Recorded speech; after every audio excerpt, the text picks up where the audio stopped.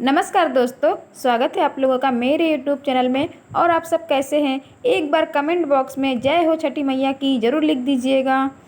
कार्तिक शुक्ल पक्ष की षष्ठी को छठ पर्व मनाए जाने का प्रावधान है। यह 4 दिवसीय पर्व बिहार में प्रमुख पर्व के रूप में मनाया जाता है।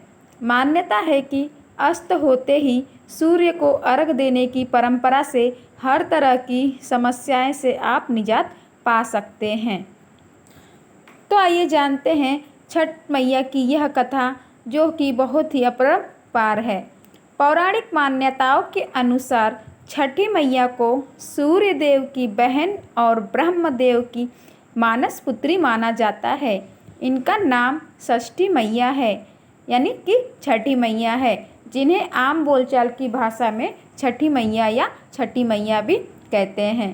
छठ पूजा में सूर्य देव के साथ इस देवी का पूजन करते हैं। एक प्रकार से सूर्य देव और छठी मैया भाई बहन हुए।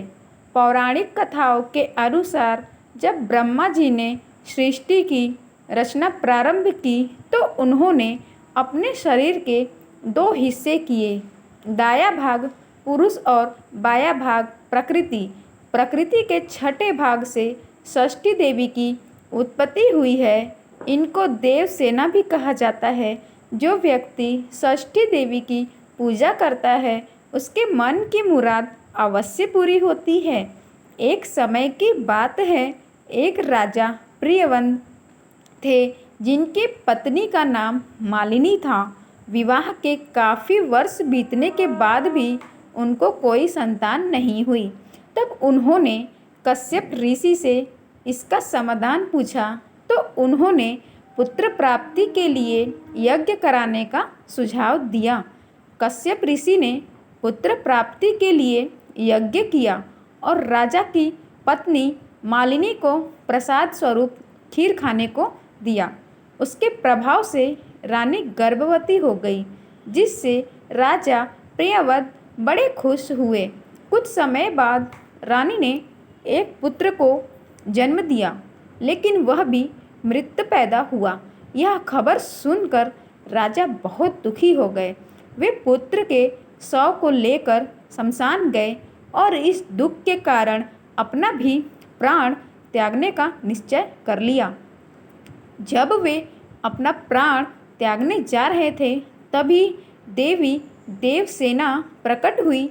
उन्होंने राजा प्रियव्रत से कहा कि उनका नाम षष्ठी है।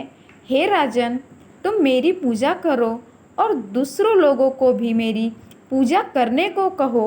लोगों को इसके लिए प्रेरित करो। देवी देवसेना के आज्ञा अनुसार राजा प्रियव्रत ने कार्तिक माह के शुक्ल पक्ष की षष्ठी तिथि को छठ पूजा किया। उन्होंने यह पूजा पुत्र प्राप्ति के कामना से की थी। छठ मैया के शुभ आशीर्वाद से राजा प्रियव्रत को पुत्र की प्राप्ति हुई। तब से हर साल कार्तिक शुक्ल षष्ठी को छठ पूजा की जाने लगी।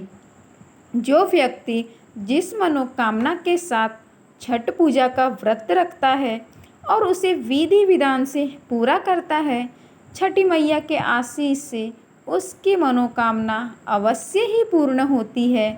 लोग पुत्र प्राप्ति और संतान के सुख जीवन के लिए यह व्रत रखते हैं।